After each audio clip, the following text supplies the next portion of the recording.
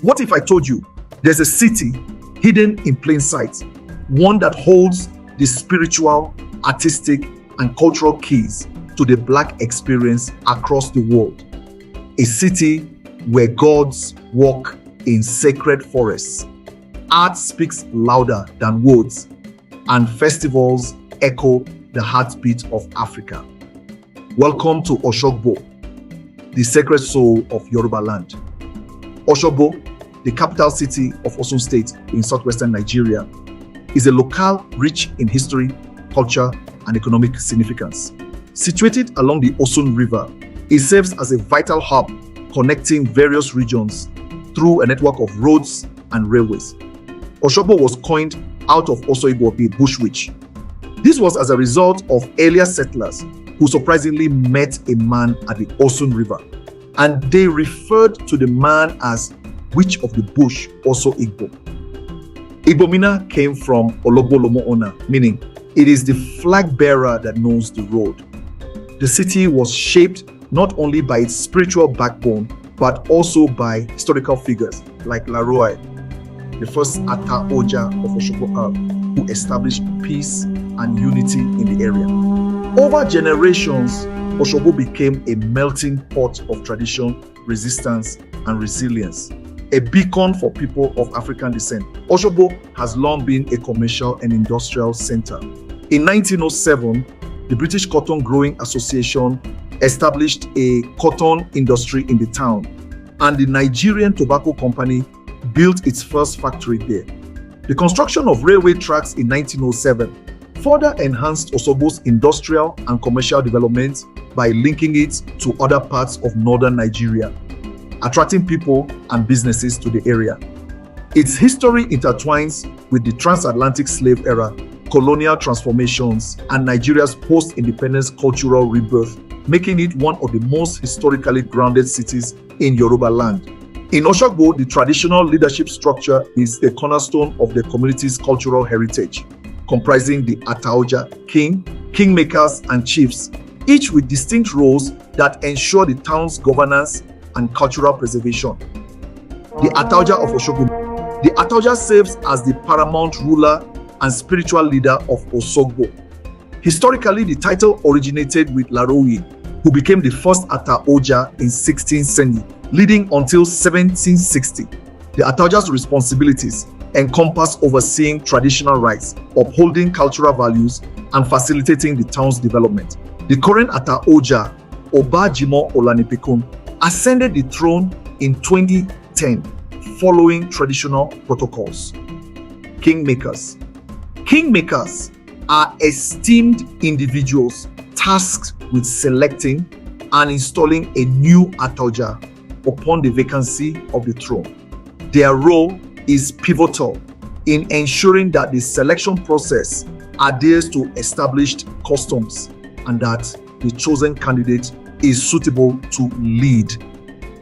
While specific details about the kingmakers of Oshogbo are not extensively documented, their function aligns with the broader Yoruba tradition, where kingmakers maintain the integrity of monarchical succession. The chiefs of Oshogbo assist the Ataoja in administrative and ceremonial duties. They act as intermediaries between the king and the populace, ensuring the implementation of the Ataoja's directives and addressing communal matters.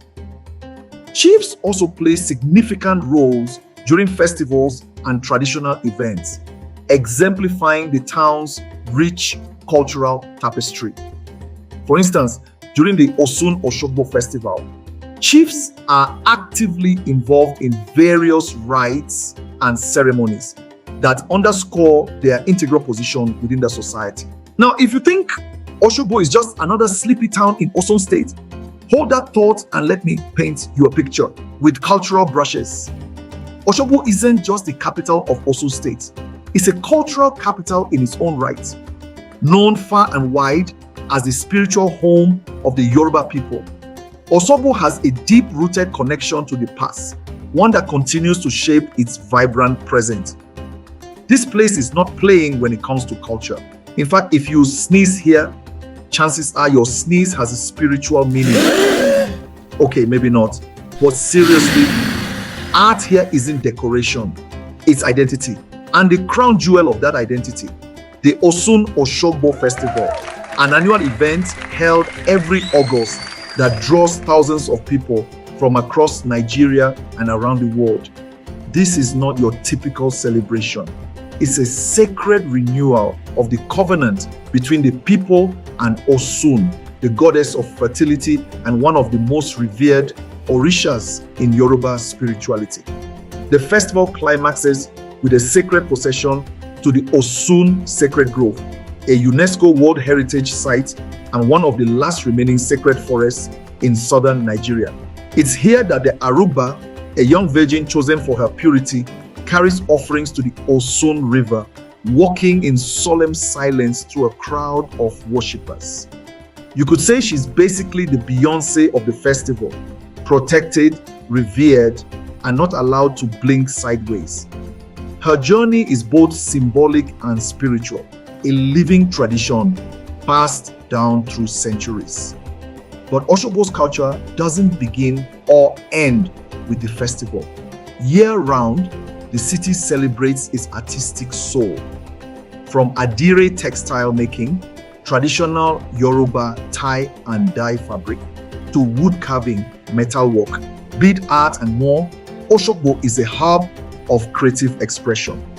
This movement gained international recognition in the mid-20th century, thanks in part to the contributions of artists like Suzanne Wenger, who helped preserve the sacred grove through her fusion of Yoruba art and modern sculpture.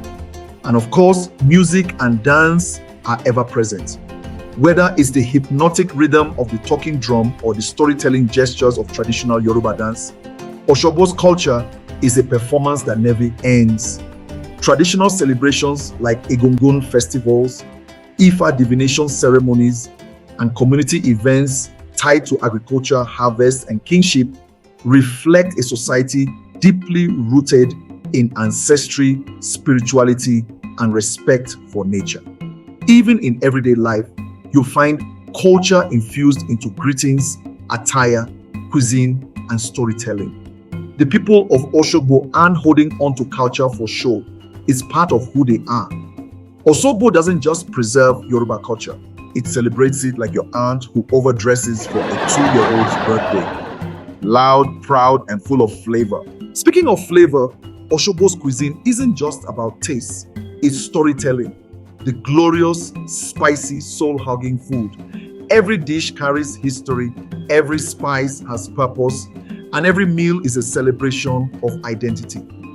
To begin, we have the Obe Ila Alasepo, a classic dish, Obe Ila Alasepo, okra soup cooked with company. This is not the regular okra soup that's shy and minimal.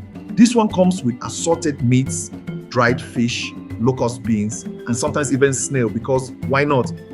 It's thick, rich, and slightly sticky, and it pairs beautifully with amala or pounded yam. And yes, if the okra doesn't stretch like a gymnast, it's not giving Oshogbo.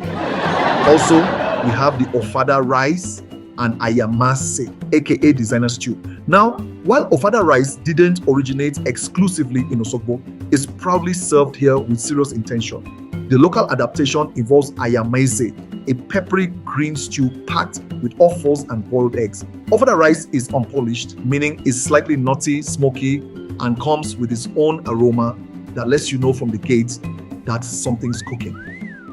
Next is pap with akara or moi moi. Breakfast in Oshogbo is pap and akara or moi moi.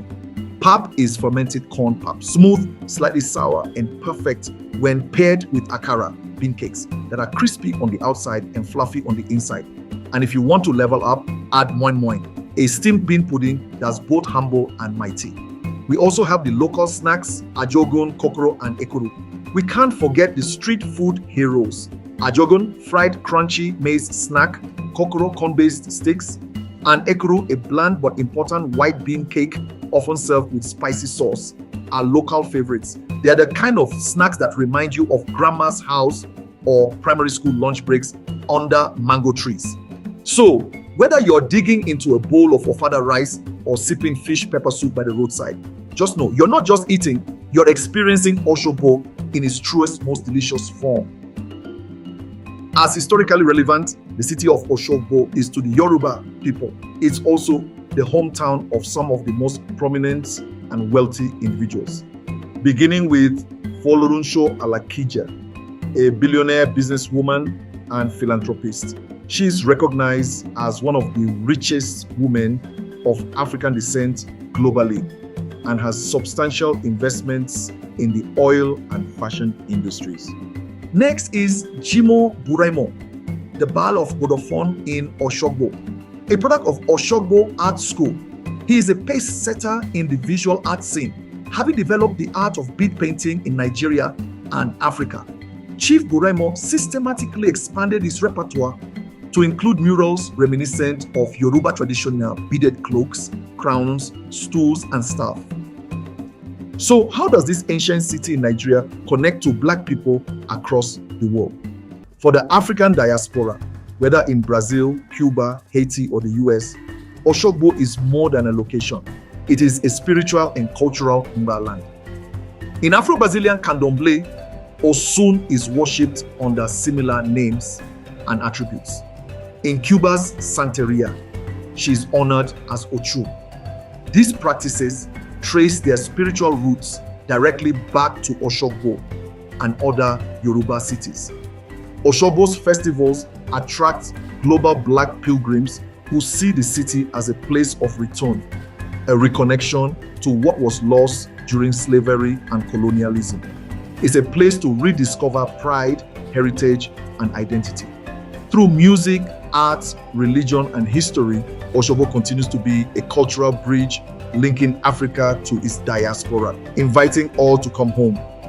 Oshogbo isn't just a city, it's a living story of heritage, culture, and resilience. If you love this journey, don't forget to subscribe and stay tuned, because the soul of Africa has so much more to reveal.